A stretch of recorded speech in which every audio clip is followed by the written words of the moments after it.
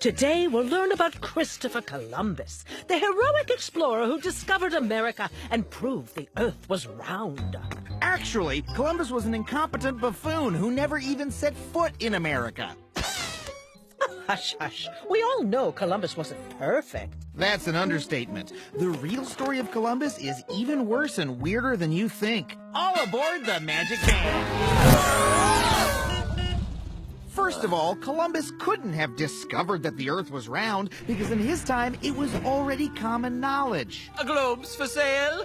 Perfectly ordinary globes for sale. Oh, what?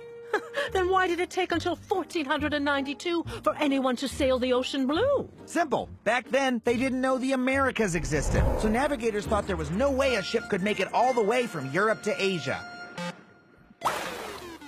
So Columbus set sail because he was brave. Nope. He set sail because he was a doofus who was terrible at math.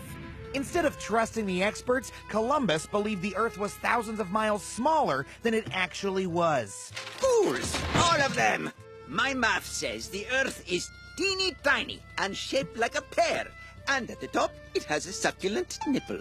He actually believed that? Yes, I actually believe this. I can sail from Europe to India in a matter of days. That's extremely wrong. It took years for Columbus to convince the king and queen his plan didn't suck. But competition in the spice trade was getting intense.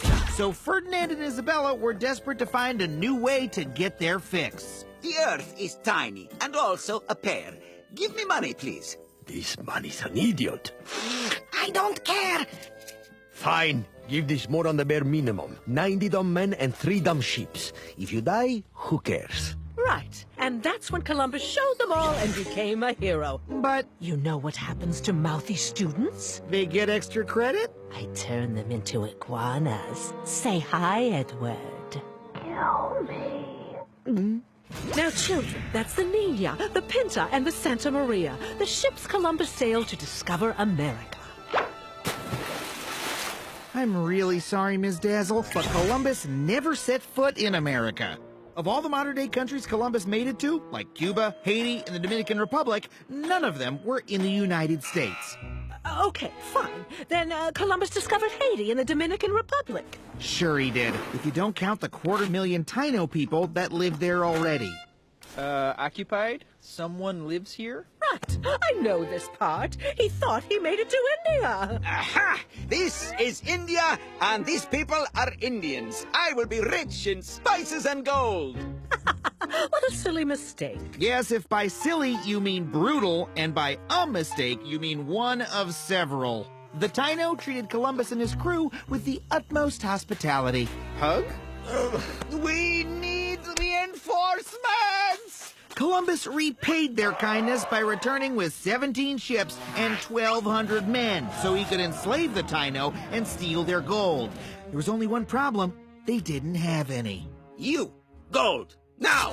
Oh, I want to help, but what is gold? This infuriated Columbus, and soon he and his crew began to slaughter them.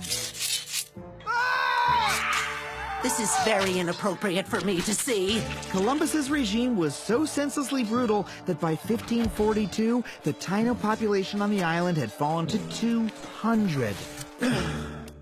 I can't believe it. I had no clue that Columbus was this cruel. But after this, he must have gone on to do great things. Nope, this was literally all he did. He didn't discover America, and he didn't prove the Earth was round. He just bounced around the Caribbean, slaughtered a bunch of innocent people, and died thinking he had made it to India. Hashtag no regrets. Holy crow. Then why do we learn about this guy in school? Oh, great question. For centuries, Columbus was a historical footnote. But that changed in 1828 when Washington Irving, the author of The Legend of Sleepy Hollow and other tall tales, wrote the first English-language biography of Columbus. Columbus was a murderous failure? That ain't gonna sell copies. Let's say he was a brave genius who proved the Earth was round and discovered America. Seems believable. And Irving's myth caught on big time when some new Americans were searching for a hero. Throughout the 19th century, a surge of Italians immigrated to America, where they were persecuted and treated like they didn't belong. Ah! The This is New York City! We hate pizza, and we'll always hate pizza. To help prove Italians were a part of the American story, Italian Americans latched onto Irving's version of Columbus and promoted it like crazy. Hey, we know a guy that knows a guy that discovered America, and he's Italian. I guess Italians are great. This guy deserves his own holiday. And that's the true story of how an incompetent and vicious nobody became the national hero we celebrate today. Hey, Adam here. If you like that, be sure to watch all new episodes of Adam Ruins Everything every Tuesday at 10 on True TV.